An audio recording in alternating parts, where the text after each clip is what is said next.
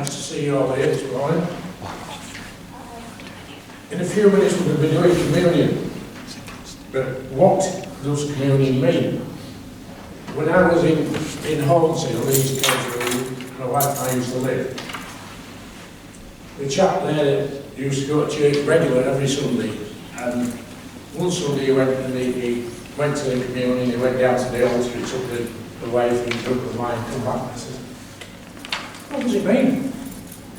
He said, well, I've been confirmed. I did my catechism and I was confirmed at school. So that means I can go down and take the bread and wine. I said, yeah, but what does it mean? Well, he said, it means I've been confirmed, so I'm allowed to do that. I said, yes, but what does it mean? And he didn't know. So it was a waste of time him going there. He didn't know what it meant at all. And Jesus thought this with his disciples. He thought, well, I'll see how they've been taking notice of me all this time we're going out. I'm going to play a little trick on him. He had a bit of a wicked sense of humour, Jesus. I'm going to play a little trick on him here. And I'm going to find out. For those who want to follow in your Bible, it's John 6, 53 to 59. And Jesus was saying all this when he was teaching in a synagogue in Capernaum. Jesus said to them, I tell you the truth, unless you eat the flesh of the Son of Man and drink his blood, you have no life in you. What? His disciples were looking at each other and thought, well, the boss has got silly. What's he thinking about? Because in the Jewish religion, anything to do with blood, they even drain the meat before they put it in the butcher. It's called kosher. We're reverting to cannibalism here. What's the matter? He said we've got to go and eat him and drink his blood. Whoever eats the flesh and drinks the blood has eternal life, and I will raise them up on the last day. And they'll get more confused.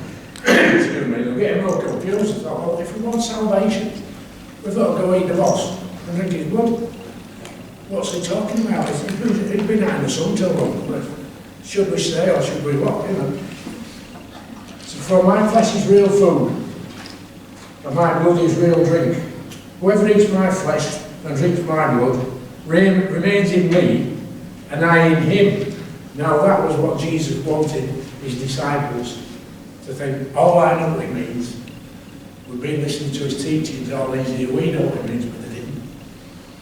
They were still sat there, eyes blazing, looking at each other, thinking, the boss has lost it, he's gone, that's it. Are we going or are we staying or what? Excuse me.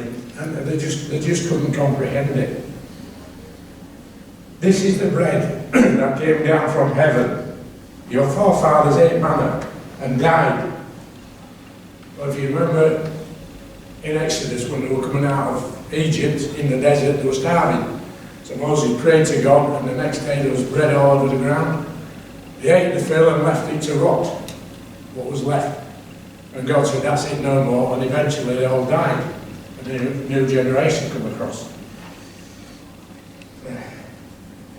But he who feeds on this bread will live forever. And they still couldn't comprehend what he was talking about. So Jesus saw this in his disciples. He knew what each one were thinking, because he knew them, obviously been with them all this time, and he knew what they were thinking. So it said, when many of his disciples heard this, they said, this is a hard saying. Who can listen to it? But Jesus, knowing in himself that his disciples were grumbling about it, said to them, do you take offence at this? Excuse me. Do you take offence at this? Then what if you were to see the Son of Man ascending to where he was before? So they were saying, well, what if I had to just disappear and go back home? Go back to my father? What would you say? And they were still, they didn't know. And then he says, it is the Spirit who gives life. The flesh is no help at all. The words I have spoken to you are spirit and life, and that's what he wanted them to get. It's not come and eat me flesh-wise. It's when you're eating that piece of bread, it's the Holy Spirit that's going in you. When you're drinking that wine, we all drink it as one family, one Christian family. It's a part of the Holy Spirit that's going inside you. I in him and him in me. So you've got the Holy, like Pastor Jordan was saying a couple of weeks ago about recharging your batteries. So you've got a month of doing God's work out in the community, and then you're just feeling a bit, your batteries are running down, you come here, you take communion, and your batteries are recharged. And like Pastor Jordan said a few minutes ago, you go out on a high. You feel as if you've got springs in your boots, because you've got the Spirit of God inside you. You've got the Holy Spirit in here. It's here. And it's with you, and it'll never leave you. But this is where people, like that chap I was talking to, didn't realise that. He thought because he'd taken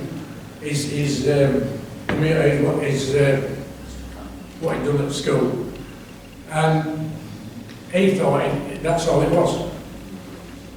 So he'd taken his confirmation, and that's all it was. It didn't mean anything to him apart from that. So he didn't have the Holy Spirit in him. Although he took the bread, he took the wine, but the Holy Spirit wasn't in it, because it wasn't in, he didn't believe in it. So when you had your done your communion this morning, and we all go out for a coffee afterwards, we should be all flying out of it. We should be all just off the ground, just going out like that, because we've got the Holy Spirit in us. We're up, we're lifted, and we're ready for anything that the community can give us. We're ready for anything. And the devil's gone. He's away. We've had our communion, and he's no chance. Amen. Because we've got the Holy Spirit with us. And thank you for listening this morning. God bless you all.